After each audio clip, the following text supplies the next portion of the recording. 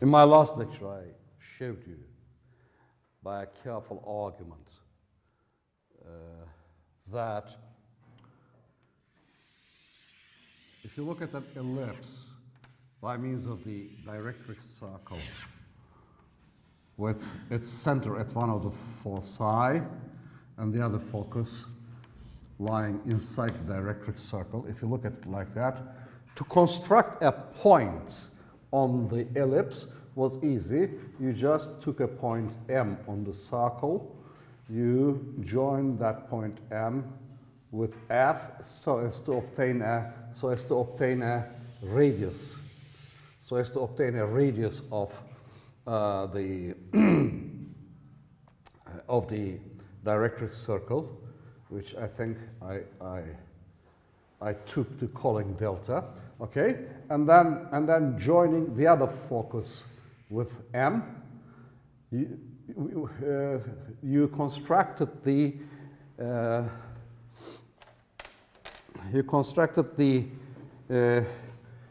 perpendicular bisector of the line segment Fm prime, F prime M. And when you let the perpendicular bisector intersect Fm, this was a point on the point X, which was also the center of the circle, which goes through F prime and touches the directrix circle at M. And X is also on the ellipse with foci at FF prime and major radius equal to the major diameter equal to the radius of the circle delta. Okay, so this was it. So I mean, to make it quite visible, when you move M on the directrix circle, so the point X will move on an ellipse, which would more or less look like this. Good. So this was it. Now the remarkable thing, okay, so and we spent some time, as I said, making it quite precise. Remarkable thing was that the perpendicular bisector happened to be also the tangent line to the ellipse at the point X. Okay, so this was what we did. It requires a rather careful argument because it's geometry and taking limits is a bit out of fashion. I mean, it's not very modern mathematics, so you have to be very careful. Anyhow, so having shown this, I would like to now present you two rather interesting results. And about those results, I would like to say a few words, first of all. Well, I think it's, okay, so look at this elementary result. If you take a circle, let's say its center O, and if you take a point outside, let's say P, and if you draw the two tangent lines, I think it's very elementary, it's simple to prove that the line joining P and O actually bisects the angle between the tangent lines. So these two angles are equal. Now I would like, okay, so and also you've got also a another easy theorem. If let's say this, let these be the points of tangencies, and if you join them to the center, you will find that the angle between, okay, so well, okay, let's call them something, A, B. The angle between OB and PO is exactly the same as the angle between PO and OA. Okay, so that too is a very elementary result. Everybody knows about it. Now, I will now prove a wide-reaching generalization of these two results. And so I want you to think of the circle as a conic section in which the two foci coincide. An ellipse, special case of an ellipse in which two foci coincide. So I will give you a result which will be valid for all conic sections, and that will directly generalize these two facts, these two these two statements about equal angles. Okay, and I shall do that on the ellipse. They shall also be valid with appropriate modifications on the hyperbola and on the parabola. And most of the work I shall leave to you. I mean, I shall do the thing on the ellipse. You shall go home and try to reconstruct my work on the hyperbola and especially on the parabola. That's something rather interesting. Okay, so what are they? Well, these results are associated. These are two theorems. They're both associated with the name of Victor Poncelet, German military. French military officer. And his life is interesting, but I'm not going to go into that. He was a contemporary of Napoleon. Of course, he was younger than Napoleon, but then there it is. Okay, so it's that age. Okay, the two theorems are attached with his name, Theorem. So the first one. This is let's call this the first theorem of, I'm not quite sure. I mean, this does not reflect history. Victor Poncelet. Okay, you can investigate his life. This is rather interesting life. The first theorem is the following. So as I say, I shall do it on an ellipse, but in a conic section. So it's true for a general conic section. In a conic section with foci or foci, I have never learned it, f prime. If tangents, two tangents, let's say t prime, intersect in a point, and let's say P. If that happens, then I like this combination, and I rather make a habit of saying then whenever I say if. If they intersect in P, then the angle between T and PF is equal to the angle between PF prime and T prime. Okay, so I mean this looks rather technical, and let me explain that on a diagram. Well, what's happening is the following. That's your ellipse. So I shall, as I say, I shall do it on an ellipse. I shall prove it on an ellipse. I shall explain it on an ellipse. But you go home and you do it with the other conic sections. Okay, here is your ellipse, f prime. The theorem says that if you take any two tangent lines, okay, and if they, okay, so like this, and like this,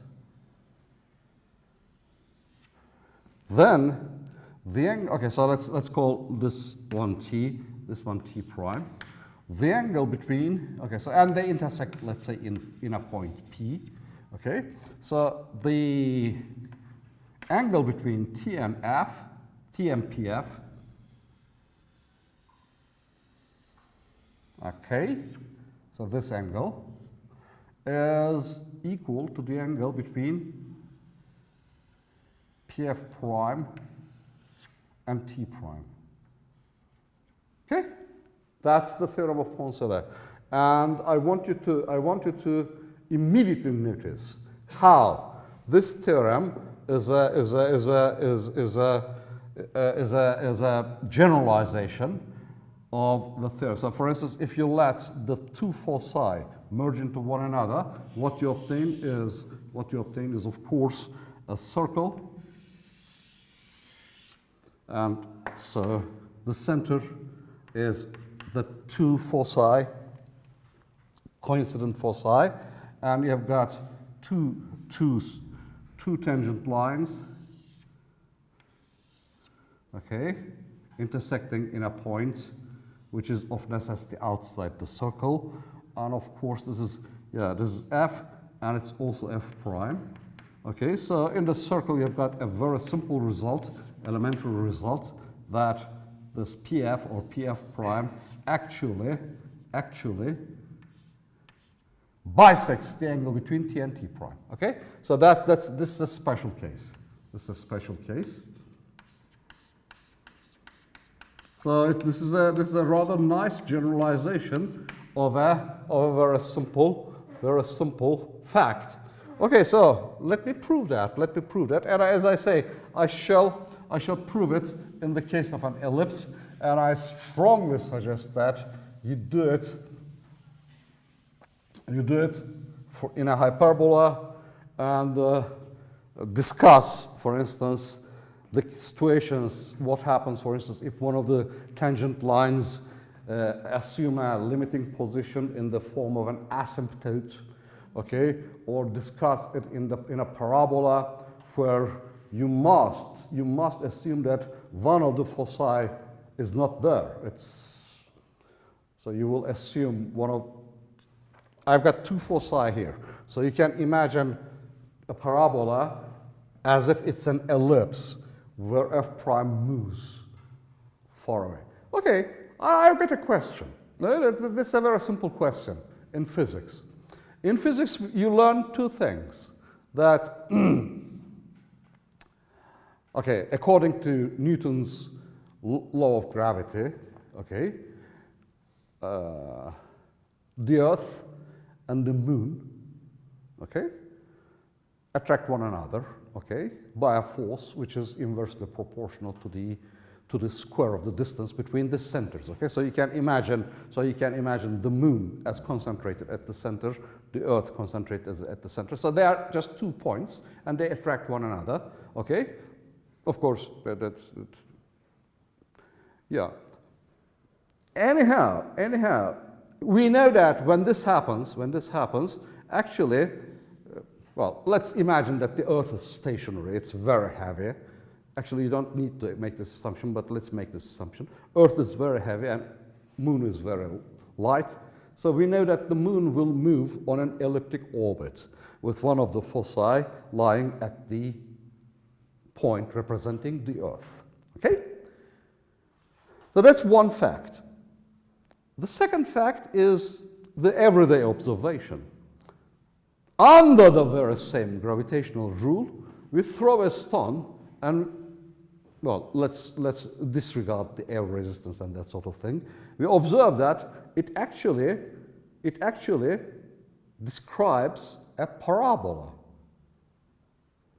Isn't that strange? I mean, the stone should actually be following an ellipse. It's the same law. Okay? The stone would actually describe an ellipse. How are we to reconcile these two facts? Well, it's actually easy. Because you see, the assumptions that we make about the stone thrown, and we assume that the Earth is flat and very large, so we are in fact taking the limits. Taking a limit, so the gravitational field is homogeneously vertical. So in fact, in truth, the parabola, so the Earth is very large and we are very small, and the stone is very small, and the stone is actually following an elliptic orbit. It's actually an ellipse with one of the foci at the center of the Earth, but you see, it is, okay, so here's that's the Earth, and that you throw a stone. Actually, the stone describes an ellipse like this, but it's a very thin, very elongated ellipse. Okay, so that what we actually see is only a small part of this ellipse, and that's what we call a parabola actually. So you can very well understand a parabola as an ellipse. One of the foci is infinitely distant. Okay, so that's why we think stone is actually describing a parabola. in fact, it's describing an ellipse with one of the foci at the center of the Earth. Okay, so so what I'm trying to say is that I shall do it for an ellipse, and you should, of course, study my proof for the ellipse, of course, but it's more instructive if you go and do it in the case of a hyperbola, studying special cases, and of course the parabola. Okay, so the proof.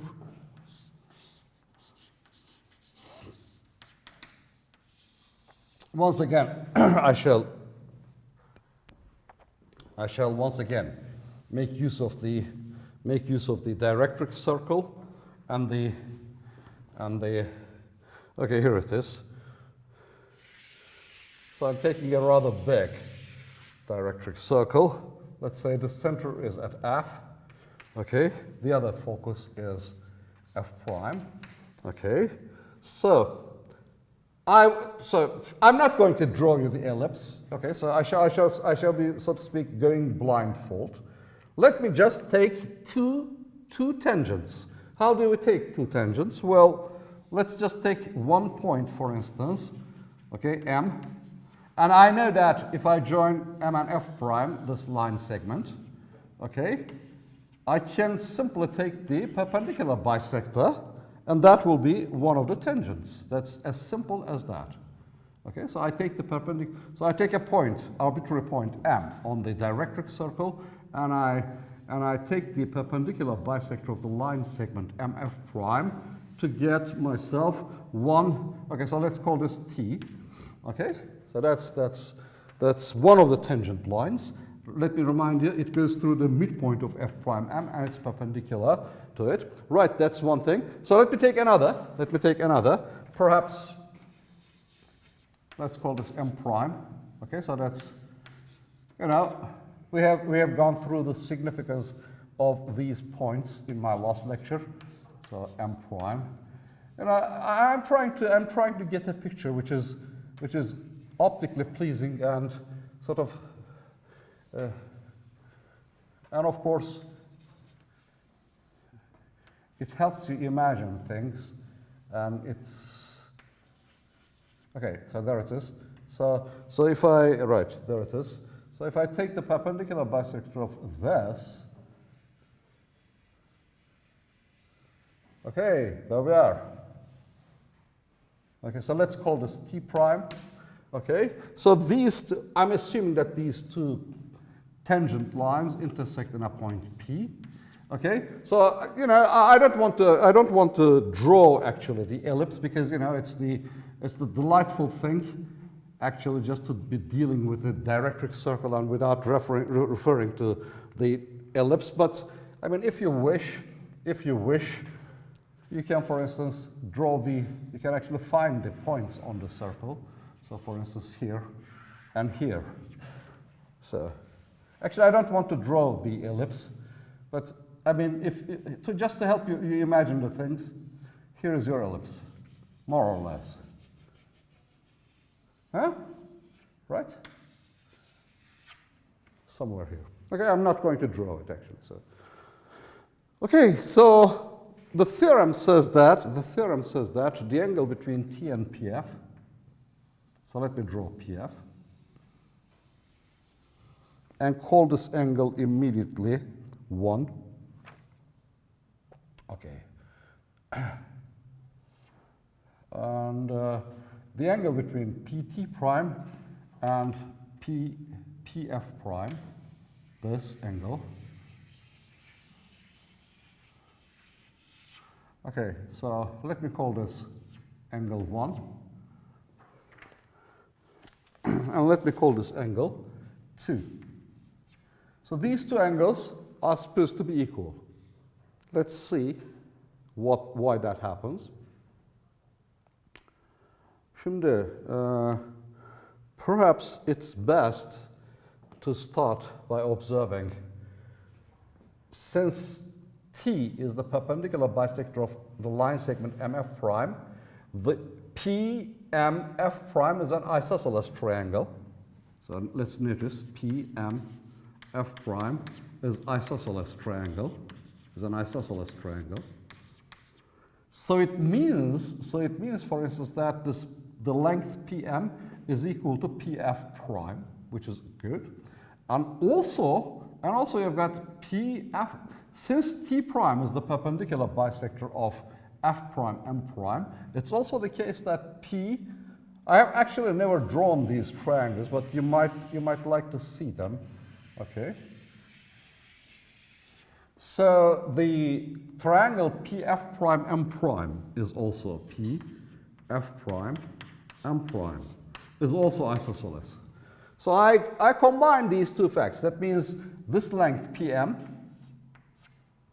is the same as the length PF prime, and that is the same as PM prime. Okay, so let me write these down. PM is the same as P F prime, and that is the same as P M prime. Şimdi çocuklar, so this length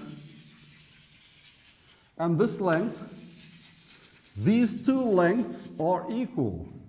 So that means that allows me to conclude that the triangle PMM prime. Shall I actually draw it? Perhaps. PMM prime is isosceles.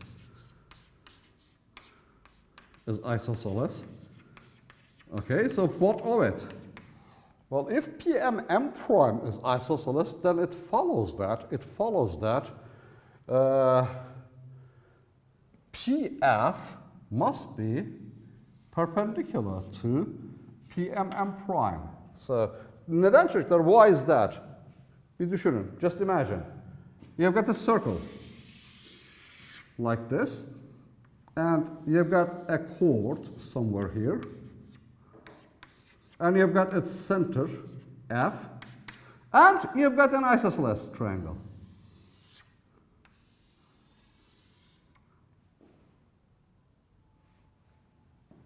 The center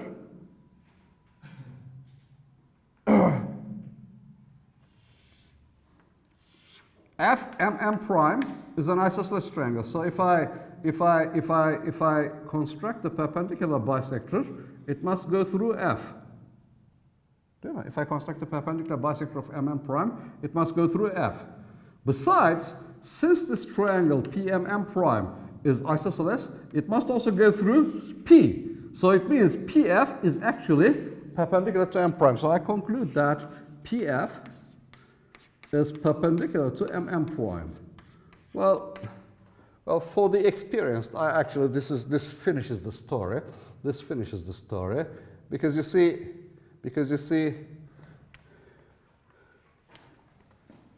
this is a right angle. This is a right angle.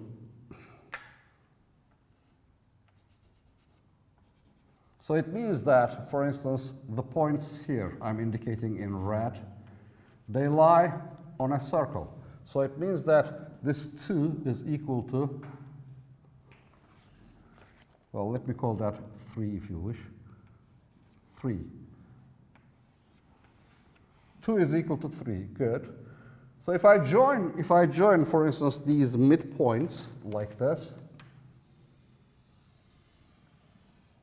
this is also equal to, this line must be parallel to MM prime.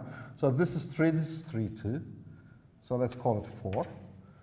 But then, çocuklar, once again, this is a right angle, isn't it? And this is a right angle. So it means, for instance, that these red points and F prime and P, they're on a circle. So it means that 4 is equal to 1. So I've found, çocuklar, you can follow it. So you can follow it. Şöyle yapalım. Let me change. Let me call this 1, let me call this 2. Okay. Let's do it like this. Let's call this 1, let's call this 2, let's call this 3. I'm sorry about that. Okay, so 1 is equal to 2. The angle that I've called 1 is equal to angle equal to that I've called 2, and the angle that I've called equal to 3, and that's equal to the angle that I've called 4. Well, that's it. That's it. A very simple argument gets us there. So that is Poncelet's first theorem. I want you to observe how a result on conic sections actually is derived from simple elementary geometry about circles, straight lines, triangles. So, you know, just the preparatory school geometry. that's rather fascinating. Apart from that, there is really no difficulty in obtaining such a result. So that was the first theorem of Poncelet. Richter, I shall be publishing your new problem sheets either tonight, if I'm too tired, early in the morning perhaps. Okay, so you will find quite a number of problems there, and most of them will be possible to solve by applying the Poncelet theorem in this form or in the second form, which I shall present presently. Okay, so that's what I usually like to call the first theorem of Poncelet. So I did not want to draw this ellipse, but let me draw the ellipse and sort of make the whole thing memorable again. So although I emphasize it's intellectually very satisfying to do the whole thing without depicting the conic section, so, and to feel how the thing actually reduces to very, very elementary geometry. Okay, so there we are. That's the thing, and these are your tangent lines. And this is what I like to call the first theorem of Poncelet, to the effect that these two angles are in fact equal. Okay, fine. That's the first theorem of Poncelet. How much time have I got? That's bad. So the second theorem, yeah. So you can directly see that this is a generalization of a very simple result about circles. So if you take this theorem and if you let f and f prime merge, you obtain a circle and you obtain a very elementary result on circles. Right. Now I would like to give you yet another theorem. Okay.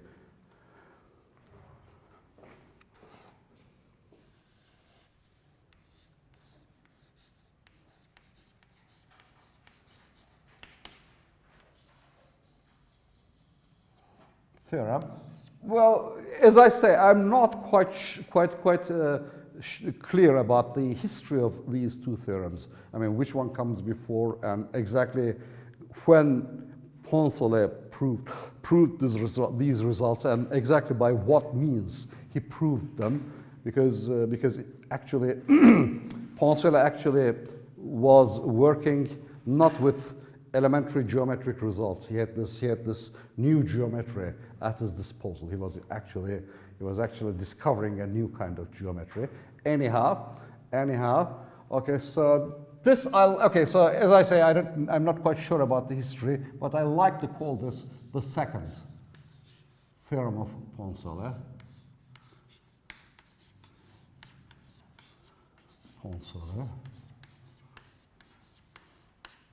Right. And well, it goes as follows. So let me give you the text. Okay, so I take this time 2 points on the circle. Given points x prime on a conic section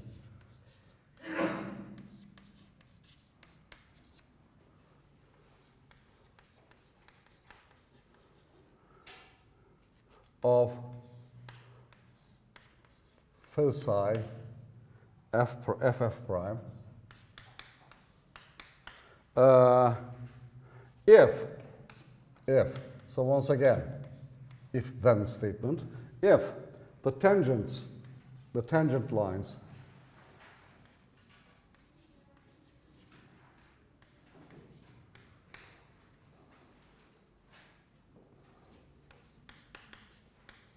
at x prime intersect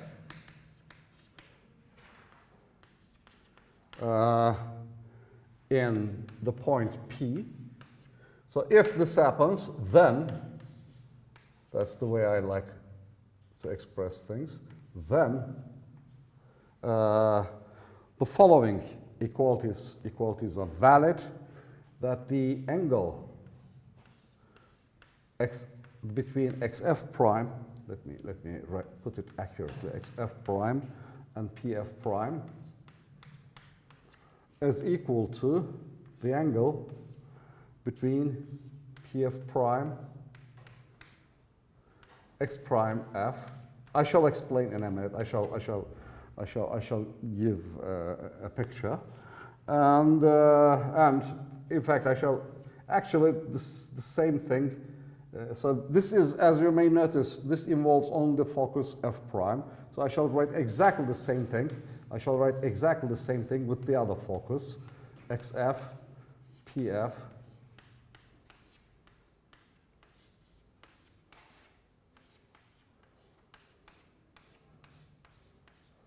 Okay, so let me make it precise. So what is meant by this is, it's quite simply the following. Okay, so yeah. So you've got, well, I work with an ellipse. You can work with a hyperbola, and you can work even more notably with a parabola, because in a parabola you have to think about what happened to one of the foci. Okay, because I state and prove these results for two foci. Okay, so you take 2 points, and at those points you, so at those points, so let's say for instance x here, and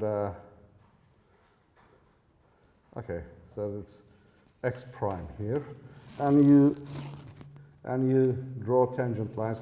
You see, I'm not quite sure if I'm giving you a very accurate picture, you know, because I can tell you whether my circles are accurate, whether they are truly circular, but I really cannot say this, whether this X-shaped curve actually an ellipse or not. Anyhow, what the theorem of Poncelet says, so they intersect in a point P, whatever. So the theorem of Poncelet says that if you take PF, for instance, the line PF, or FP, so I'm drawing only a half line, it's actually a line. And if you look at these two angles, so the points of tangency, x prime f, fp, and pf, fx, these are equal, okay? So that's the second statement. The first statement is if you do it with the other focus, you will also get the same result. Let me use a little bit of color. Okay, so this angle and this angle are equal. In this case, this angle and this angle were equal. Okay, so that's what the theorem of Poncelet, the second theorem of Poncelet says, and this is obviously yet another result, the generalization of a very simple result on circles.